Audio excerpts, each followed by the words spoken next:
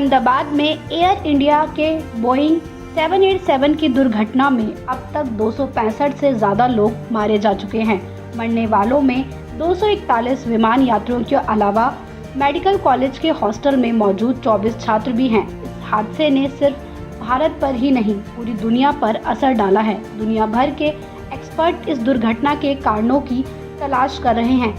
Aviation experts जानना चाहते हैं कि किन वजहों से एक ऐसा विमान क्रैश हो गया जो आज तक कभी क्रैश नहीं हुआ था। इस दुर्घटना ने बोइंग की विश्वसनीयता पर भी सवाल उठा दिए हैं, इसलिए बोइंग कंपनी भी परेशान है। अब सभी की नज़र इस विमान के ब्लैक बॉक्स पर है जो इस हादसे के गुत्थी सुलझाएगा।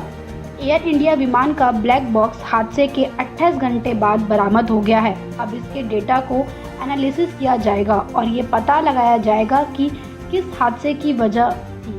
दुनिया के किसी भी कोने में जब कोई विमान हादसा होता है तो एक खास स्टैंडर्ड ऑपरेटिंग प्रोसीजर का पालन किया जाता है। अहमदाबाद विमान हादसे में उन देशों की संस्थाएं जांच करेगी जो किसी न किसी तरीके से इस हादसे से जुड़ी हुई है। अहमदाबाद में हुए हादसे को लेकर बोइंग 787 पर सवाल उठने शुरू हो गए हैं और DGCA ने भारतीय एयरलाइन कंपनियों को सेफ्टी जांच कराने के सख्त निर्देश जारी किए हैं। इनमें भी खासतौर से जिन एयरलाइन कंपनियों के पास बोइंग 787 है उनको ज़्यादा ध्यान देने के लिए कहा गया है।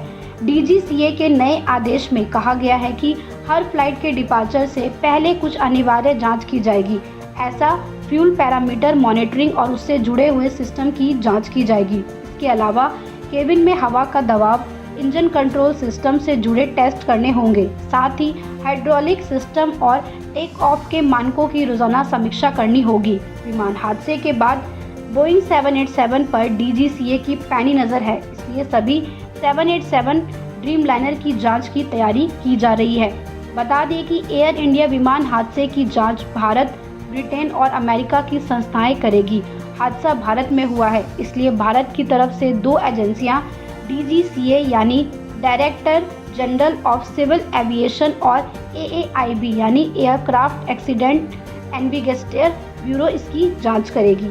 ये हादसा बोइंग 787 ड्रीमलाइनर में हुआ है और बोइंग एक अमेरिकी विमान कंपनी है, इसलिए इस हादसे की जांच अमेरिका का नेशनल ट्रांसपोर्टेशन सेफ्टी बोर्ड भी करेगा। विमान अहमदाबाद से ब्रिटेन के गेटविक जा रहा था। इसमें 53 ब्रिटिश नागरिक थे, इसलिए ब्रिटेन की एयर एक्सीडेंट्स इन्वेस्टिगेशन ब्रांच भी हादसे की जांच करेगी।